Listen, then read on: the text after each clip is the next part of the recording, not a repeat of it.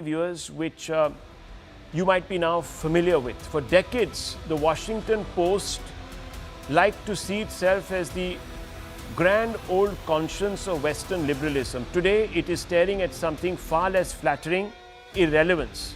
Its owner, billionaire Jeff Bezos, has cut funding sharply, triggering job losses estimated at close to 30%. Hundreds of journalists are out. Inside the newsroom, the mood has been described as funereal. Some of those laid off have gone so far as to call this the death of democracy. What makes for a dramatic headline, it also misses the point.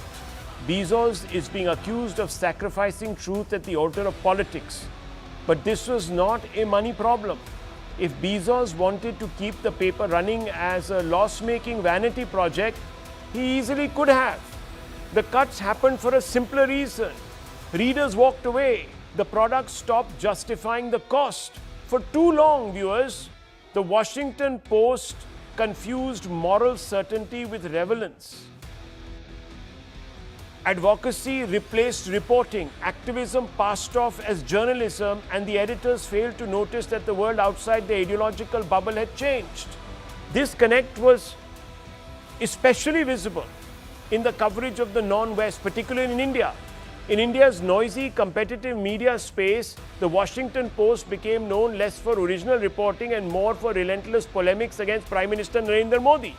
Look at the headlines. Modi was repeatedly framed as authoritarian, parochial, and dangerous for democracy. The problem was not criticism. The problem was predictability. For years, sections of Western journalism did not come to India to understand the country, they came to lecture it. Reporting was filtered through old colonial assumptions and elite echo chambers, often reinforced by a small privileged class that saw itself as the moral interpreter of India for Western audiences. And that group of people, viewers, Narendra Modi called the Khan Market Gang. So the Khan Market Gang would catch hold of these Western correspondents and feed them all sorts of stuff, and these people would go and report. When Narendra Modi, an outsider to the ecosystem, won power in 2014, it unsettled this hierarchy.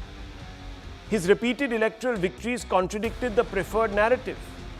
Instead of questioning the narrative, the mandate itself was treated as suspect.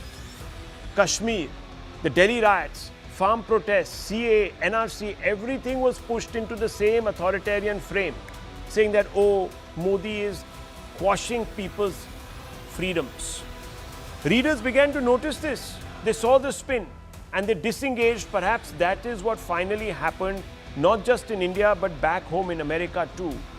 Journalism that mistakes ideology for insight and superiority for substance cannot expect unlimited support, even viewers from a billionaire like Jeff Bezos. And that's why the Washington Post is finding itself struggling, staring at the edge of a precipice. I leave it at this, viewers. Thank you for watching.